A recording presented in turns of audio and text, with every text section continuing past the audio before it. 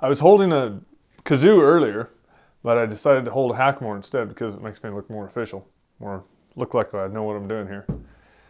I was reading some Dr. Robert Miller the other day, and Dr. Miller is, you don't want to do that?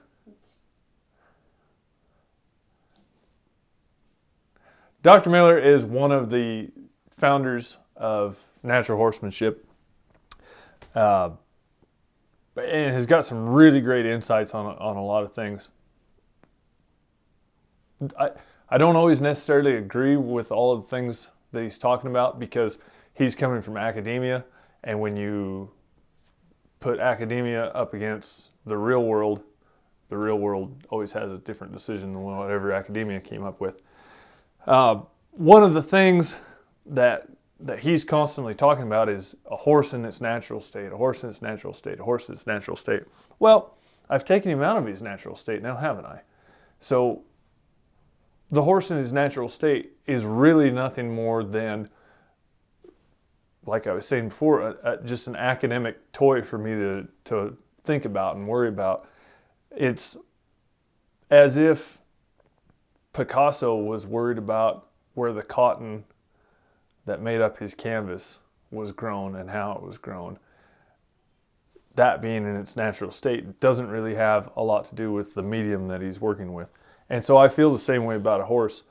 It's important for us to understand how a horse thinks in its natural state, but we don't have the horse in their natural state.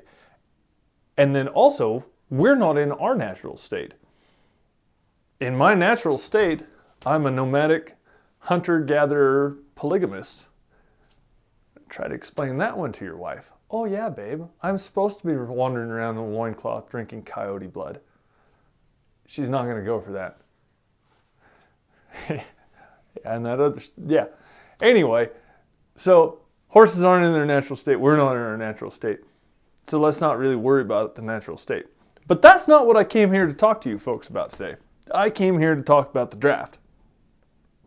No, I didn't. I didn't come here to talk about the draft. What I did come here to talk about was something that when I was reading Robert Miller, Dr. Miller, something that is really important that I think most people don't keep in mind is that a horse is neurologically mature within a few seconds after it's born. In the sense that we all know they can jump up and run, but they can see as good as they're ever going to see. They can hear as good as they are ever going to hear. All of their senses work at a mature level within a few seconds after they're born, which isn't the same for the rest of us. And consequently, we tend to think of baby horses the same way we think of baby people, that they're not neurologically mature enough to learn yet, which causes problems because we treat them like babies and neurologically they're completely mature. So you can, all these people that are saying, well, I really don't want to start doing anything with that horse until he matures, until he's 3 years old, 4 years old, 5 years old, whatever the case is, or whether it's 18 months or whatever. Within a few seconds after they're born, they learn just as good as they're ever going to learn. They don't know anything yet, and so they may react differently than what you're used to, but they learn just as good as they're ever going to learn. Consequently, you can start teaching them within a few seconds after they're born. Be careful what you teach them, but you can teach them things. Shazam!